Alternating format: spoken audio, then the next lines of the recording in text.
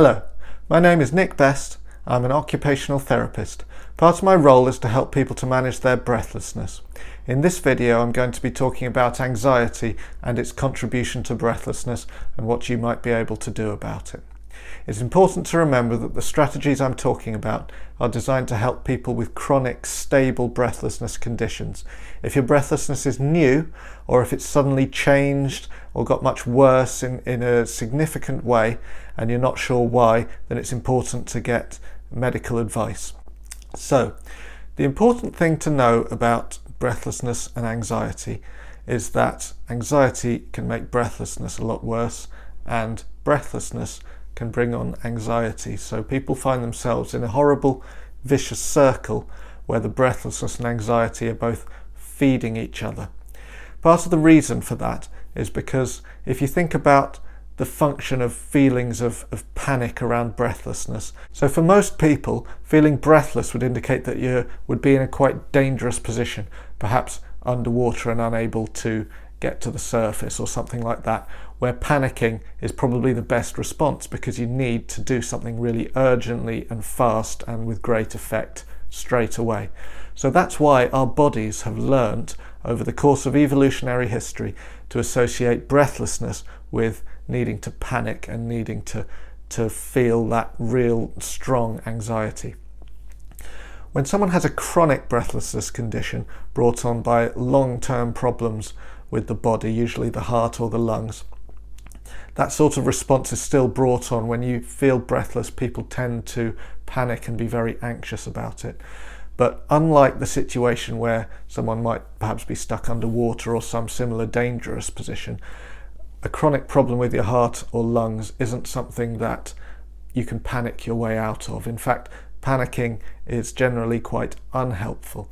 So you're in a very difficult position where your natural physiological reaction to your breathlessness actually goes to make the problem worse. So this video is going to be about recognizing that and thinking about ways to sort of override that natural reaction that you have. So when we think about feelings of anxiety and panic, we usually need to talk about the fight or flight response.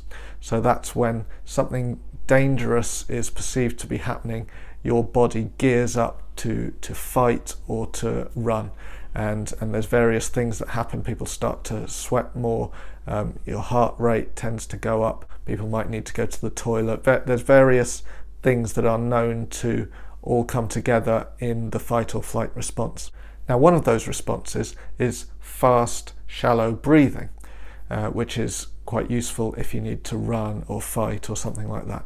But in the case of feeling breathless from a chronic breathlessness problem, that is actually unhelpful. As we've talked about in my previous video about breathing techniques, what we really want is calm, deep breathing from your diaphragm, from your belly, and a panicked fight or flight reaction tends to lead to fast, shallow breathing in your upper chest. And that's what we see a lot of people do when they feel breathless. And this is actually a very inefficient way of breathing, and it's using muscles up here in the chest and shoulders and neck that aren't designed to be used for breathing all the time. They're designed for emergencies. But if someone's using them all the time or using them regularly for lots of breathlessness attacks, that's not what we want. So we've talked about ways to override that with your breathing, but the cause of you feeling like that is usually feelings of anxiety. Now, the breathing techniques should help with the anxiety because calm, deep breathing sends lots of signals to your brain that things are okay. Because if things were not okay, then why would I be breathing in this calm, relaxed fashion? So that's a good way to start with of overcoming the anxiety. But it's important also to do things on an emotional or mental level. So one of the things to remember is that chronic breathlessness, when you get an attack of breathlessness, it's not as scary as it feels by and large. As we've talked about, the feeling of panic that you get when you're feeling breathless has come over the course of evolutionary history from people needing to panic because they're stuck underwater or they're being smothered or something like that. When you have a chronic heart or lung problem, that's not what's happening. You're not unable to breathe, and very often if someone was to take your blood oxygen saturation levels, they would find that that the levels are actually quite high.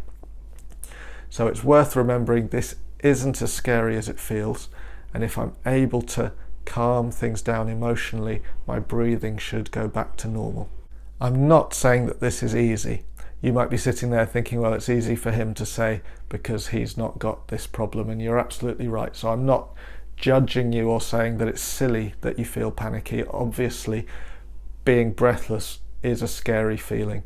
So that's not what I'm saying. What I am saying is that if you can calm things down, if you can remember that it's not actually as scary as it feels, if you can bring your breathing back to a relaxed state, that's been shown to be helpful. So I'm giving you that advice so that you can try to do it.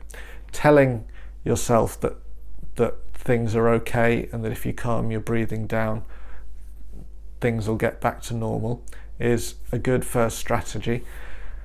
You may have other strategies that help you calm down as well, so various relaxation strategies. It's worth thinking about what would work individually for you, and if you're one of my patients, then we'll talk about this one-to-one or over the phone. We'll try and work out what's the best things that actually relax you personally. For some people it's a certain type of music, might be a certain activity, might be a certain friend or family member that you like to talk to over the phone. It might be putting on TV with a certain program that you enjoy that takes your mind away from the breathlessness. There's all sorts of things that can calm people down. It might be a certain sort of mantra that you have in your head. Everyone's minds are very different, and it's worth remembering and thinking about what relaxes you personally. If you're part of my service, we can provide you with relaxation sessions and help with relaxation potentially, which people often find very helpful. And so these sorts of things that are individual to you are worth exploring. So to summarize, anxiety, worry, panic tend to make breathlessness worse. And so what we want to do is reduce those feelings. Now, how exactly we would do that in your situation is probably beyond the scope of a video. There's all sorts of resources on the internet about managing anxiety, and if you're one of my patients, we'll talk about that one-to-one and come up with individual strategies. It's important to think about the fact that this will be an individual thing for you, and to think about if you already have strategies in place that soothe you, relax you, and help you to calm down in a general sense. Specifically to breathlessness, it's worth remembering that anxiety around breathlessness, panic, worry is an evolved response, because when people feel breathless, it's usually a very dangerous position, often a life or death situation. When you have a feeling of breathlessness that is chronic and comes on a lot because of a chronic health problem, that's usually by and large less dangerous than it feels. It's not usually a life or death situation. It's usually something that comes and goes and can often even be brought on by the feelings of anxiety. So that's an important thing to remember, because knowing that fact should help bring things to a calmer state of mind, which should in turn help the breathlessness. So we have a vicious circle going up where breathlessness and anxiety fuel each other, but we can also have a virtuous circle going down where remembering that the breathlessness is less dangerous than it feels reduces the anxiety, which reinforces the feeling that the breathing is okay, and so on and so forth. So try to calm things down, and that should improve the breathlessness. That's an important aspect of managing breathlessness. We're going to go on to another strategy in the next video, so please take stock of this one and then move on. Thank you.